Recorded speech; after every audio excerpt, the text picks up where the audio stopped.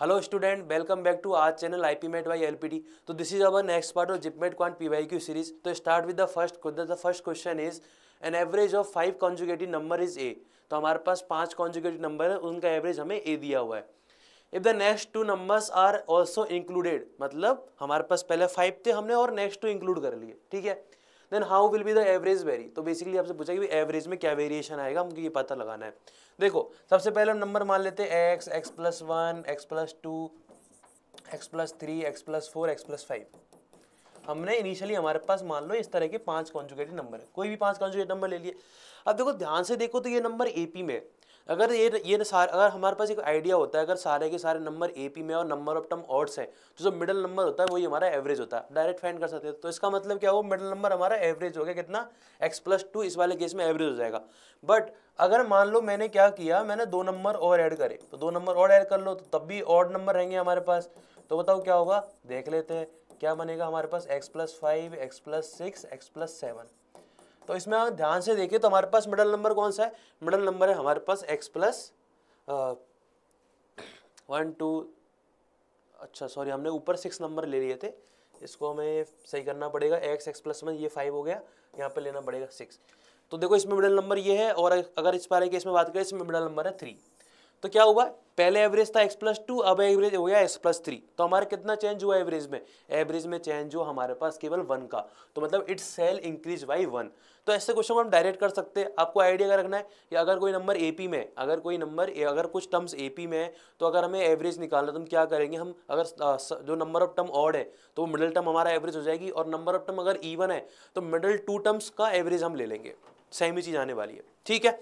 चलो next question की तरफ चलते हैं. The next question is Ram and Shyam run a race between 2 points. तो राम और श्याम एक रेस करते हैं 2 पॉइंट के बीच में, ए और बी, उनके बीच की डिस्टेंस हमें दी हुई है 5 kilometre per our.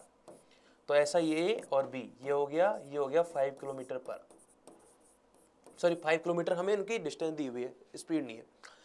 Ram start at A at 9 AM. तो राम जो पर्सन है आर, उसने 9 AM पे स्टार्ट किया, ठीक है, और उसकी स्पीड हमें दी हुई है 5 किलोमीटर पर आवर. यहाँ पर हमें स्पीड दी हुई है इसकी. चलो, and returns to A at the same speed. और वो इस तरह पहले बी पर जाएगा, फिर वापिस बी से ए की तरफ मूव करेगा, ठीक है. नेक्स्ट क्या दिया हुआ है, शाम स्टार्ट एट 9:45. तो शाम जो पर्सन है उसने किया 9:45 पे स्टार्ट किया है. तो 9:45 पर उसने स्टार्ट किया, ठीक है. और क्या हुआ, उसकी स्पीड कितनी दे रखी है, क्वेश्चन है उसकी स्पीड दे रखी है हमें 10 किलोमीटर पर आवर, ठीक है. ये भी ठीक है. सब क्वेश्चन ने क्या पूछा है, तो हमसे क्वेश्चन ने पूछा है कि 10 kilometre per hour reach B and come back to A at the same speed. तो ऐसा क्वेश्चन बोला कि वो पहले जाएगा फिर ए पे आ जाएगा, कोई दिक्कत वाली बात नहीं है. तो पहला क्वेश्चन क्या है, इसमें इस तरह के 2 क्वेश्चन आए थे, इस तरह का है, एक तो ये वाला और एक इसके नेक्स्ट वाला. हम दोनों क्वेश्चन डील करने वाले. तो फर्स्ट क्वेश्चन क्या है इसमें, at what time to Ram and Shyam meet each other. तो सबसे पहला क्वेश्चन पूछा है कि राम और श्याम एक दूसरे से कब मिलेंगे. देखो अब एक बात बताओ, सबसे पहले राम निकला, तो राम 5 किलोमीटर पर आवर की स्पीड है, तो बी पर कब पहुंच जाएगा, 5 किलोमीटर डिस्टेंस कवर करने के लिए उसको 1 आवर का टाइम लगेगा. तो राम जो पर्सन है वो यहाँ पर पहुंच जाएगा 10 AM पर. ये बात समझ में आ रही सबको, सिंपल सा क्वेश्चन है यहाँ पर. अगर मान लो 5 किलोमीटर की उसकी डिस्टेंस और 5 किलोमीटर पर आवर की उसकी स्पीड है, तो 1 आवर में ये वाली डिस्टेंस कंप्लीट कर लेगा. तो राम 1 आवर पे बी पे पहुंच गया. अब राम की डायरेक्शन क्या हो जाएगी, रिवर्स डायरेक्शन हो जाएगी, रिटर्न आ रहा है वो, ठीक है. अब क्या हुआ, मुझे एक बात बताओ, क्वेश्चन ने क्या बोला कि एस जो पर्सन है 9:45 पर यहाँ से स्टार्ट हुआ. तो 9:45 पर वो पर्सन स्टार्ट हुआ, तो 10 AM पे उसकी पोजीशन फाइंड कर लो, किसकी, एस की. हम क्यों फाइंड कर रहे हैं, क्योंकि रिलेटिव कॉन्सेप्ट वाला आइडिया लगाना, रिलेटिव कॉन्सेप्ट के आइडिया में हमारे पास इनिशियल टाइम बहुत सेम होना जरूरी है, नहीं तो वो क्वेश्चन कंफ्यूजन बन जाएगा क्वेश्चन में बहुत ज्यादा. तो बेसिकली हमारे पास इनिशियल टाइम हमें सेम करना है. तो कैसे करेंगे, देखो 9:45 पर वो स्टार्ट हुआ है, तो 15 मिनट में कितनी डिस्टेंस कवर करेगा वो, उसकी स्पीड है 10 kilometre per our. 10 kilometre per our उसकी स्पीड है, तो 15 मिनट में कितनी डिस्टेंस कवर करेगा, 10 × 15 डिवाइड बाई 60. दैट इज, हमने पहले मिनट को आर में कन्वर्ट किया क्योंकि सेम यूनिट हमें करनी होती है. तो कितना हो जाएगा, ये हो गया 2.5. तो बेसिकली जो पर्सन है 10, जो पर्सन एस है, शाम जिसे हम बोलते हैं, राम और शाम, उसने क्या किया 2.5 डिस्टेंस कवर कर ली, और अभी यहाँ पर 10 AM पर वो यहाँ पर आ गया है, ठीक है. अब क्या हो रहा है, दोनों की दोनों अपोजिट डायरेक्शन में है, दोनों के बीच की डिस्टेंस हमें पता है कितनी है 2.5, क्योंकि 2.5 कवर कर चुका है, 2.5 और बची, और दोनों की दोनों अपोजिट डायरेक्शन में आ रहे हैं. तो अब बताओ मीटिंग कब करेंगे, इसका आइडिया था रिलेटिव कंसेप्ट वाला. रिलेटिव कंसेप्ट था, मीटिंग टाइम क्या होगा, दोनों के बीच की डिस्टेंस कितनी बची है 2.5, और दोनों की स्पीड को ऐड कर दो. दोनों की स्पीड कितनी है 5 और 10, इधर 5 है इधर 10 है, तो कितना हो जाएगा, कब मिलेंगे, 2.5 डिवाइड बाई 15, सिंप्लीफाई कर लेंगे हम इसे, कितना आएगा बताओ, इसको और सिंप्लीफाई करेंगे तो जाएगा 1/6, तो 1/6 आर, या फिर हम बोल दें मिनट में कन्वर्ट करें तो 1/6 इंटू 60 दैट इज 10 मिनट। तो 1/50 और 10 AM के बाद उनको 10 मिनट और लगेंगे मीट करने में, मतलब वो मीटिंग पॉइंट क्या होगा उनका, मीटिंग पॉइंट हो गया इस क्वेश्चन में 10 मीटिंग पॉइंट हो गया उनका 10 AM पर, मतलब जब उनको मीटिंग में जब टाइम मिलेगा तो कौन सा टाइम होगा, 10:10 समझ में आ गया क्वेश्चन कैसे करता, तो इसमें रिलेटिव वाला आइडिया भी अच्छा क्वेश्चन है, रिलेटिव वाला आइडिया समझ में आ गया।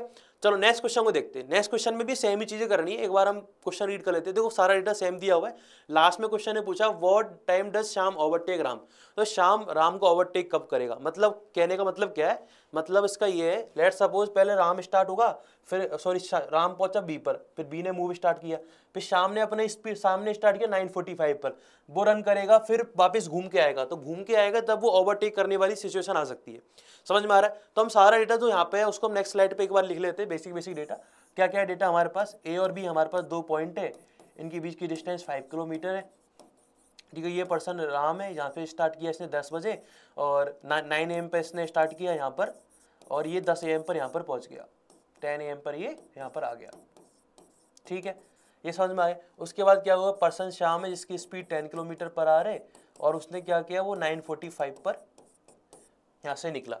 अब मुझे एक बात बताओ, 9:45 पर वो यहाँ से निकला है, तो इस पूरी डिस्टेंस को कवर करने में उसको कितना टाइम लगेगा भाई, 5, उसकी स्पीड 10 किलोमीटर पर आ रहा है, तो मतलब 5 किलोमीटर कवर करने में उसको 30 मिनट ही लगेंगे, 30 मिनट मतलब वो यहाँ पे कब पहुंचेगा, ये जो पर्सन है इधर एस, ये पहुंचेगा यहाँ पर 10:15 पर, तो 10:15 पर ये पहुंच गया, कौन सा पर्सन, श्याम वाला, श्याम जो नाम है हम पर्सन एस बोल देते हैं उसे शॉर्ट में, तो पर्सन एस है वो कितना कब पहुंचेगा, बी पॉइंट पर 10:15 पर, 10:15 पे वहां पहुंच गया। अब बताओ अब क्या हो रहा है, 10 AM पे पहले निकल चुका होगा राम, तो हम 10:15 पे इसकी पोजीशन और देख लेते हैं, तो बताओ राम की 10:15 पोजीशन बताओ क्या होगी, तो 15 मिनट में कितनी डिस्टेंस कवर करेगा राम, 60 मिनट में वो कवर करता है 5 किलोमीटर पर आवर राम, तो 15 मिनट में कितनी करेगा 1.25, तो 1.25 डिस्टेंस कवर करेगा ये 10:15 पर, तो राम 1.25 पर यहाँ पर हो जाएगा, और 10:15 पर इधर, इनके बीच की डिस्टेंस कितनी होगी 1.25। अब मुझे बताओ दोनों की दोनों सेम डायरेक्शन में मूव कर रहे हैं और दोनों के बीच की डिस्टेंस पता है, तो हम क्या ओवरटेक वाला टाइम फाइंड कर सकते हैं, बिल्कुल कर सकते हैं। सेम टाइम में मीटिंग पॉइंट वाला कांसेप्ट लगाना है, तो क्या होता है सेम डायरेक्शन में क्या होता है, दोनों के बीच की डिस्टेंस अपॉन दोनों की जो उनका स्पीड है उसका डिफरेंस ले लो, तो कितना डिफरेंस होगा, ऊपर वाले में 5 है, नीचे वाले में 10 है, कितना होगा 10 - 5 दैट इज 5, तो सिंप्लीफाई करेंगे तो कितना आ गया ये हमारे पास, इसको सिंप्लीफाई कर लो, सिंप्लीफाई करोगे तो ये आ गया हमारे पास 5 से कट हो जाएगा 25/100, और ये हो गया 1/4, 1/4 को 60 से मल्टीप्लाई करोगे तो आ गया 15 मिनट, मतलब 10:15 तो यहाँ पे था, और 15 मिनट बाद वो ओवरटेक कर लेगा, मतलब 10:30 पे वो इसको ओवरटेक कर लेगा, समझ में आ गया। तो ऐसे क्वेश्चन को एकदम प्रॉपर एक एक स्टेप करते जाओगे तो क्वेश्चन आसान लगेगा, नहीं तो वैसे इसमें कंफ्यूजन बढ़ जाता है। चले नेक्स्ट पार्ट की तरफ चलते, नेक्स्ट क्वेश्चन की तरफ चलते। नेक्स्ट क्वेश्चन क्या है, ए इज 40% एफिशिएंट देन बी, तो बेसिकली एफिशिएंसी के बारे में आइडिया दिया हो, तो जो ए पर्सन है वो 40% लेस एफिशिएंट है, मतलब 40% को लिख सकते हैं हम 2/5 लिख सकते हैं फ्रैक्शन में, तो क्या बनेगा 1 - 2/5 बी, तो बेसिकली रेशो क्या आया, efficiency of A and efficiency of B का रेशो आ गया 3:5। क्लियर है यहाँ तक, हमने ए और बी की एफिशिएंसी को ए और बी से नोट कर लिया जिससे कंफ्यूजन ना बढ़े।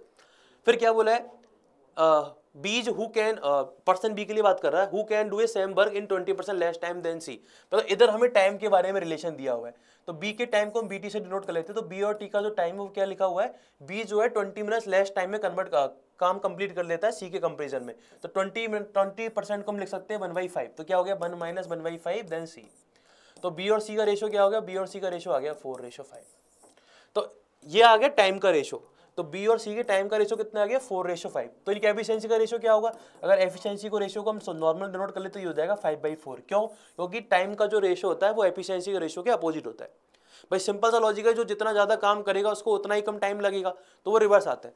तो देखो यहाँ पर ए और बी की एफिशिएंसी का रेशियो है हमारे पास, और यहाँ पर बी और सी की एफिशिएंसी का रेशियो, तो हम कंबाइन एफिशिएंसी निकाल सकते हैं क्या, निकाल लो बिल्कुल, क्या दिक्कत है। तो कंबाइन एफिशिएंसी का रेशियो क्या आ जाएगा, देखो इसमें कॉमन ये बी की वैल्यू इधर भी 5 है इधर भी 5 है, तो एज इट इज लिख दो, कोई दिक्कत नहीं आएगी। तो यहाँ तक मेरे पास क्या आ गया, मेरे पास एफिशिएंसी का रेशियो आ गया पर्सन ए, पर्सन बी और पर्सन सी के टाइम का, भाई वो कितना कितना यूनिट वर्क करेंगे, एफिशिएंसी आ गई। अब क्वेश्चन ने क्या बोला है, A and be together complete 80% work in 12 days. तो मुझे एक बात बताओ, अगर हम मान ले कि एज पर्सन है वो पर डे की 3 यूनिट वर्क करता है और ये भी बी पर्सन है वो 5 यूनिट वर्क कंप्लीट करता है, तो टोटल कितना वर्क कंप्लीट होगा एक दिन में? एक दिन में हमारे पास 3 + 5 that is 8 unit work complete होगा। तो 12 डेज में कितना कंप्लीट होगा? 12 डेज में होगा 12 × 8। तो 12 × 8 वर्क कंप्लीट हो गया 12 डेज में, क्योंकि एक दिन में 8 यूनिट वर्क करते थे ए और बी दोनों मिलके। तो 12 डेज में कितना करेंगे? 12 × 8। अब ये क्वेश्चन के अकॉर्डिंग कितना है? 80% ऑफ टोटल। तो ये हमारे पास 80% की वैल्यू है। तो 10% की वैल्यू कितनी होगी? 10% की वैल्यू होगी 12 और 100% की वैल्यू होगी हमारे पास 120। मतलब मेरा टोटल यूनिट वर्क है वो 120 है। ठीक है, अब क्वेश्चन ने क्या बोला? देन हमसे पूछा है the work can be completed by B and C together. तो 60% वर्क हमें कंप्लीट करना है और क्वेश्चन ने बोला है कि सॉरी ये हमारे पास कितना आ गया? ये हो गया 12। ठीक है 120। ठीक है डन। तो क्वेश्चन ने क्या बोला है हमसे? क्वेश्चन ने बोला है कि भाई 60% वर्क कंप्लीट करने में कितना टाइम लगेगा। तो बताओ 100% की वैल्यू 120 है, तो 60% कितना हो गया? 60% हो गया हमारे पास 72। तो 72 यूनिट वर्क करना है किसको? बी और सी को। तो बी और सी कितना यूनिट वर्क करते हैं एक दिन में? 5 + 4 दैट इज 9। तो 72 यूनिट वर्क कंप्लीट करना है, एक दिन में होता है 9 यूनिट वर्क। तो कितना टाइम लगेगा? 8 डेज उन्हें कंप्लीट करने में लगेंगे। 72 / 9 दैट इज 8। तो 8 डेज में ये वर्क कंप्लीट हो जाएगा। समझ में आ गया? तो बेसिकली इसमें एफिशिएंसी वाला आइडिया है। एफिशिएंसी का रेशियो टाइम का एफिशिएंसी का रेशियो होता है वो टाइम के रेशियो के अपोजिट होता है। उस वाले आइडिया को हमने फॉलो किया। चले नेक्स्ट क्वेश्चन की तरफ चलते हैं। नेक्स्ट क्वेश्चन क्या है? If the root of the equation x² - px + 54 = 0 are in the ratio 2:3, then p की वैल्यू में फाइंड करनी है। तो देखो क्या करेंगे, सबसे पहले क्या मान लेंगे? यहाँ पर मान लो हमारे पास जो रूट है उनको मान लो 2α एंड 3α। ठीक है, उसके बाद क्या होता है? सम ऑफ रूट और प्रोडक्ट ऑफ रूट हमें आता है। सम ऑफ रूट का फॉर्मूला लगाओ। सम ऑफ रूट क्या हो जाएगा? 2α + 3α किसके इक्वल होता है? -b/a that is -p। तो 5α कितना हो गया? 5α हो गया p और अल्फा की वैल्यू हो गई p/5। क्लियर है यहां तक? तो हमें अल्फा की वैल्यू आ गई p/5। हमें क्वेश्चन ने p की वैल्यू पूछी है, वो ठीक है जो भी है। अब क्या करना है? Product of root. Product of root मतलब ये हो गया हमारे पास 6α²। ये किसके इक्वल होगा? 54 के। तो α² हो गया 9 के इक्वल। अल्फा की वैल्यू आ गई +-3। दो वैल्यू हमारे पास आ गई।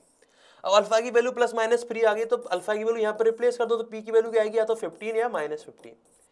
तो देखो अगर ऑप्शन में दोनों ऑप्शन होते तो कैन नॉट डिटरमाइन आंसर हो जाता, बट अब ऑप्शन एक ही, तो हम कौन सा ऑप्शन टिक करेंगे? Option number D is the correct answer. Clear है? ये वाला क्वेश्चन आसान क्वेश्चन है। सम ऑफ रूट और प्रोडक्ट ऑफ रूट का आइडिया लिया गया है। ठीक है, नेक्स्ट क्वेश्चन की तरफ चलते हैं। नेक्स्ट क्वेश्चन क्या है? द पॉइंट 2,2, 6,3 एंड 4,11 ये हमारे पास वर्टिसेस दिए हुए हैं किसी ट्राइंगल के। तो मान लो हम सबको नोट कर लेते हैं। ये हमारे पास 2,2 है, ये हमारे पास 6,3 है, ये हमारे पास 4,11 है।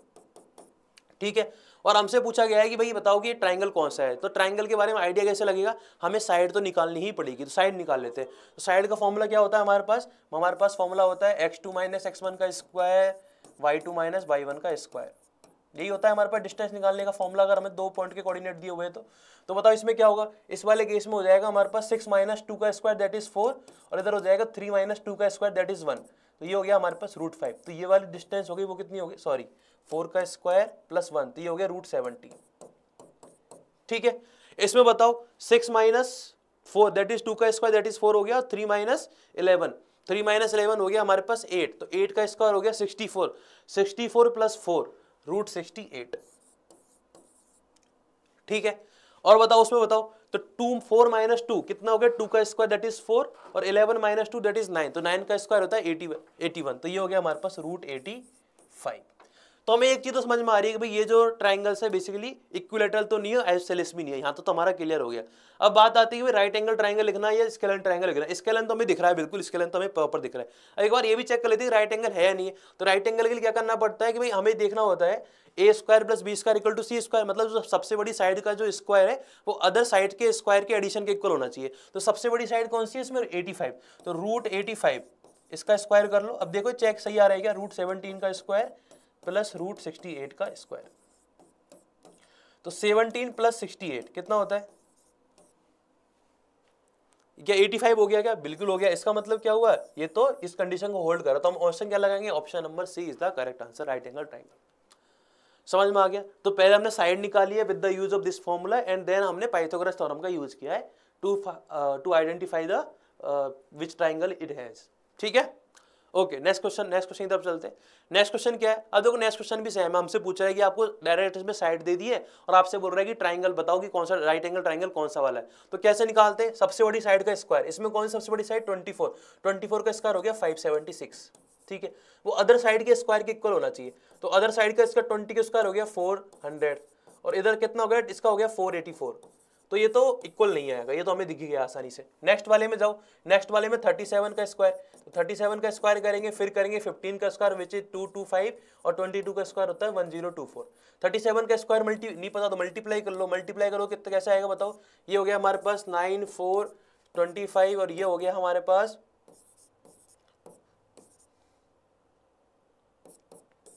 9621, तो 1269। तो ये कितना आ रहा है? ये हमारे पास आ रहा है यहाँ से 225 और ये हो गया हमारे पास 1249। इधर आ रहा है 1269, उधर आ रहा है 1249। ठीक है, चले आगे। तो मतलब ये वाला भी हमारे पास मैच नहीं हो रहा। चलो नेक्स्ट पार्ट की तरफ चलते। 101, ठीक है 101। चलो ये वाला भी नहीं आ रहा, नेक्स्ट देख लेते हैं। नेक्स्ट डी वाला पार्ट देख लो। तो डी वाले पार्ट में क्या हो गया? देखो ये तो वैसे भी आप डायरेक्ट देख भी सकते हो। देखो ये क्या है 6, 8, 10 और हमें पता है 3, 4 जो और 5 जो होते हैं वो तो पाइथागोरस ट्रिपलेट होते ही है। तो अगर उसको 2 से मल्टीप्लाई करोगे तो 6, 4, 10 आ जाएगा। तो अगर पाइथागोरस आपको ट्रिपलेट पता है तो उसका जो भी मल्टीपल होता है किसी भी नंबर से मल्टीप्लाई करोगे तो वो भी राइट एंगल वाली प्रॉपर्टी या पाइथागोरस थ्योरम को सेटिस्फाई करते हैं। तो इसमें देखते हमें पता जाएगा option number D is the correct answer. और हम इंडिविजुअल इस तरह से चेक कर सकते हैं। ठीक है, तो हमने करीबन इसमें 7 के आसपास क्वेश्चन देखे, तो आपको आइडिया लग गया हो कैसे अभी क्वेश्चन करने हैं। बेसिकली सारे रिपीटेड चीजें, कुछ ऐसा नया कंसेप्ट नहीं है। ठीक है, मिलते हैं नेक्स्ट पार्ट में। Bye, thank you.